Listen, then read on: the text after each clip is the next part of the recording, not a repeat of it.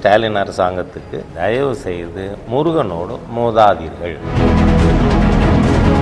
இவர்கள் முழுக்க முழுக்க முருகனின் எதிரிகள். அயோத்தி அயோத்தி என்ன கெட்ட வார்த்தையா?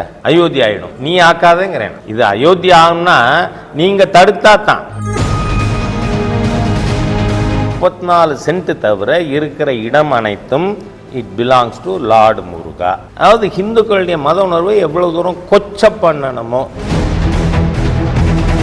அதை கூட அந்த தீர்ப்பில் இன்னும் எனக்கு ஞாபகம் இருக்கு. அதை படித்ததில் தி ஸ்ட்ரக்சர் கிளைம்டு பை முகமடன்ஸ் அது 34 சென்ட் தான். மீதிய அந்த 34 சென்ட் தவிர இருக்கிற இடம் அனைத்தும் இட் பிலாங்ஸ் டு லார்டு முருகா.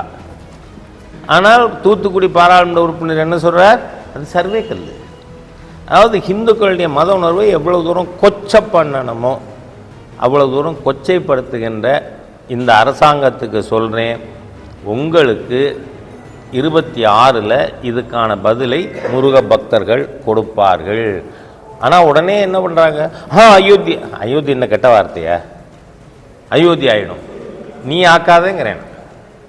என்ன இது அயோத்தி ஆகும்னா நீங்கள் தடுத்தா தான். ஏன்னா முலாயம் சிங் கரசேவை செய்ய விடாமல் பலரை சுட்டு கொன்றார். அதுக்கப்புறம் முலாயம் சிங் குடும்பம் உத்தரப்பிரதேசில் வர முடியல. மக்கள் தீர்ப்பு. நாம் ஹிந்து அமைப்புகள் அதை பற்றி கவனம் செலுத்துறதில்லை, மக்கள் முடிவு செய்வார்கள். அதனால் நான் சொல்கிறேன், ஸ்டாலின் அரசாங்கத்துக்கு தயவு செய்து முருகனோடு மோதாதீர்கள் அப்படின்னு கேட்டுக்கிறேன்னா, ரெண்டாவது கூட்டணி தட் இஸ் ஃபுலிஷ் அப்ரோச்.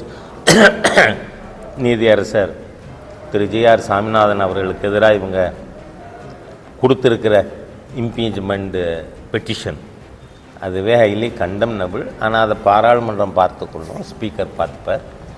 அதனால் அதில் அதிகம் நான் போக விரும்பலை. ஆனால் இவர்கள் முழுக்க முழுக்க முருகனின் எதிரிகள் அப்படிங்கிறத நான் புரிஞ்சுக்கணுன்றதை சொல்கிறேன்.